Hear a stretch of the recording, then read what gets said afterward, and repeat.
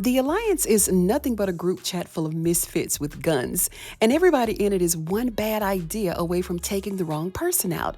Bobby the Beast and his friends are surrounded by all the wet cooch that they can stand, and Rob is caught in this one-way love affair, which is a surefire way out of the family business universe for good. This episode of The Family Business felt like the entire Duncan universe woke up with other dynamic but intentional cracks in their foundation with new discoveries, of course.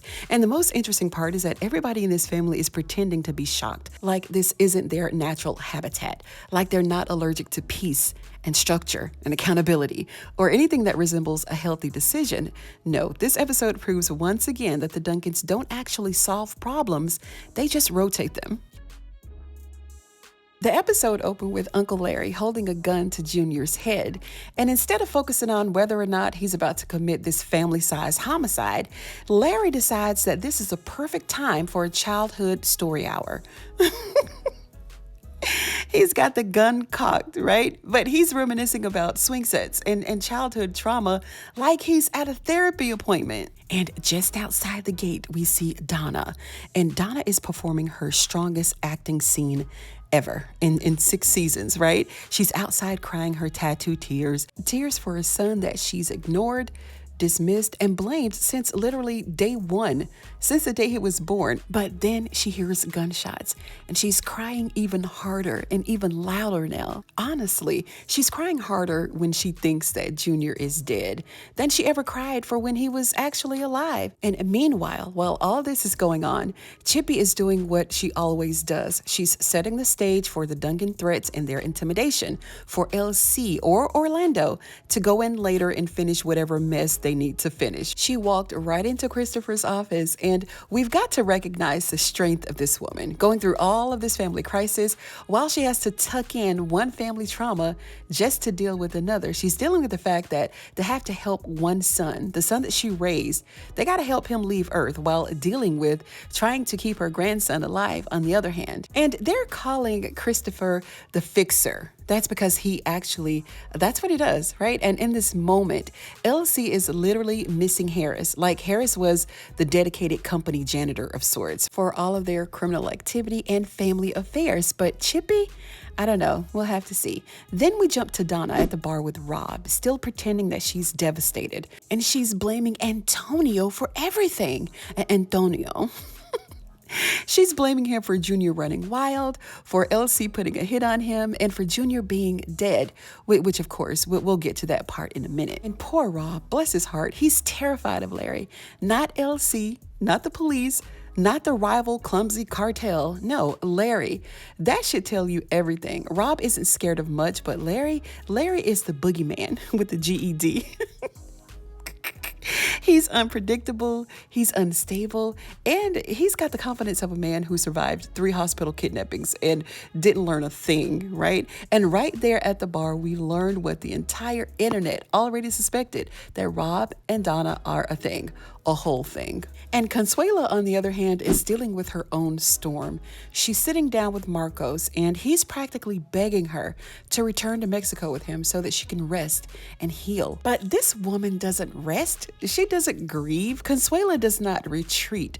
She runs a brothel, right? A business empire. She told him that she can't go to Mexico because she has to run her business and that her son Nevada needed her.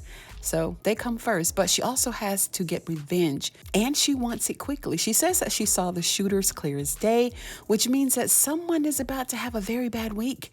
And suddenly the over-the-top wedding and the funeral plot twist makes complete sense. And Antonio, out of nowhere, he decides that he wants to play CEO of the Alliance and call Donna, telling her that she needs to reel Junior in, quote unquote. And Donna is suddenly threatening people, right, for her son's death, like she didn't wait until now to act like she even gave a damn. Right, mildly cared about Junior altogether. She's telling Antonio that LC and Larry will pay. She told Antonio that if he doesn't join her in making them suffer, that he's gonna be on that list too. Ma'am, Ma'am, you just started this job. You don't have no clout like that yet. So, Donna, just shut up. Then we move on to Paris, showing up at Bobby's place, picking up Karen for what she calls a day of shopping and clubbing. Now, Paris is not doing this out of sisterhood. Paris doesn't do anything unless it's got layers to it, some subplots, and a threat level of maybe 6 out of 10. So, yes, Bobby is right to be annoyed. I mean, he's a grown man. He's territorial, and he doesn't like Karen just walking out the door with the same woman who could put together a hit list quicker than she puts on lip gloss. And honestly, I knew that Paris was plotting. I knew that she was plotting something. She never just pops up without a purpose, right? She's always gathering intel or pushing people's buttons. Back on the political side of things, Chippy and Christopher, they go and visit Randy, Ruby's dangerous brother who's in federal prison. And of all people, he's a perfect bone marrow match for little Vincent. And of course he is, because the universe loves irony, right? And surprisingly, Randy says that he'll do it if Chippy gets him out of solitary confinement, which is why she brought Christopher in the first place. Because Christopher can apparently do everything but walk on water, right?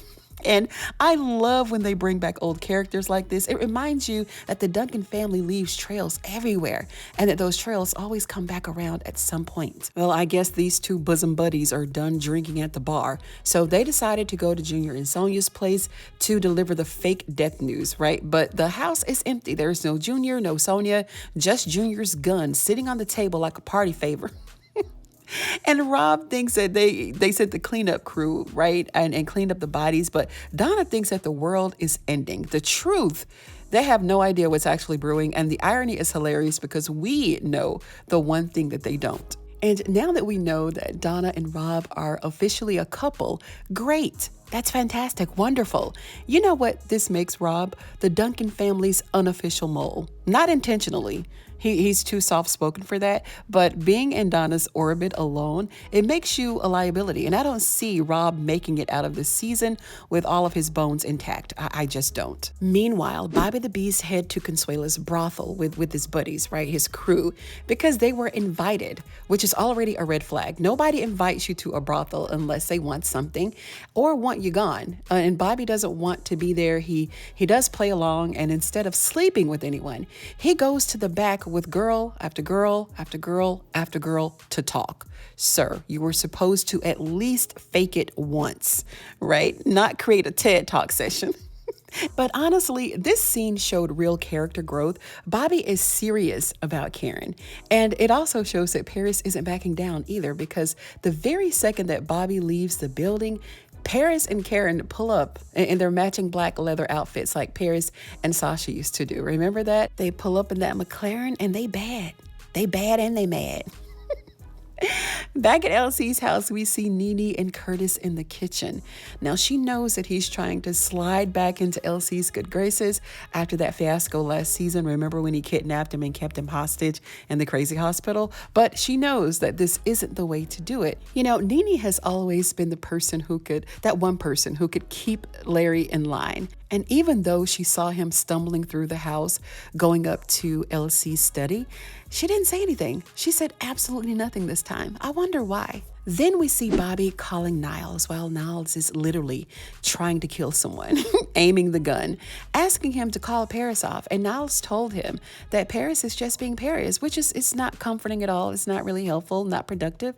But he pretty much told Bobby not to worry unless she started shooting. Then you have something to worry about. So who is Niles shooting today, y'all? Who is he shooting? Is this some random person or somebody that we know? Drop me your theories down in the comments below. Now, this is quite a moment in the Duncan household, on the Duncan compound, if you will. And poor Roman, he's, still trying to feel his way around about this new family, and he doesn't know his head from his tail. And London is trying to let him know, listen, little brother, we may have just lost a brother, but he needs to always choose family, no matter what. And I think that Roman gets it, but he's getting it the hard way. He's really getting a hard lesson in Duncan 101. Then we get to Sonia and Junior, and they're finally having the argument that they should have had like 4 or 5 episodes ago. Sonia tells him that he's spiraling, that he's not himself, and he says that the alliance is moving without him, which further should tell him that he never had a grip on this thing from the beginning. when they first started. Now, Sonia says that he needs to stop blaming Chippy for losing control over his own life. And she's right. Junior's little makeshift cartel isn't the cartel at all by any means. And Sonia is telling him the truth this late. Like, it feels overdue, but it's still necessary. Now we finally get to the office scene with Elsie and Larry, the confession scene. Now Elsie wants to know if Larry did it, if he took Junior out. Larry says that he couldn't. And in this flashback sort of a scene, he told Elsie that Junior told him about Sonia and about the baby that he'd never meet. And he asked Larry to tell Elsie to take care of the baby because she's a Duncan. Now, Larry's voice is cracking just enough to show that he's been looking for a way out of this hit from the beginning. Elsie listened, he paused, and he says, well, we'll just have to find another way. And that right there, that's a thesis of the entire Duncan family to me. If a plan fails or goes bad, it doesn't change the plan. It just makes it more dangerous. This show has just taken on a whole nother plot twist. Now, when you look at this episode as a whole, everyone is pretending to be in control when nobody really is. Both the Duncans and the clumsy cartel are out of pocket. But the question is simple. With Junior still alive, Larry is unstable, Elsie is unsure, Rob is exposed, Consuela and Donna are plotting. So are both sides running out of moves? Who is actually going to survive whatever comes next? Because right now, the answer is looking like not many. What are your thoughts on today's episode of The Family Business, Season 6, Episode number 7? Let's keep the conversation going down in the comments below. And if you like this video, go ahead and give it a thumbs up. You know I'd appreciate it. And if you're a fan of The Family Business like I am, then go ahead and sub to this channel for more videos just like this one. Thank you so much for tuning in today, you guys, at Ruthless TV, and I'm going to see you on the next one.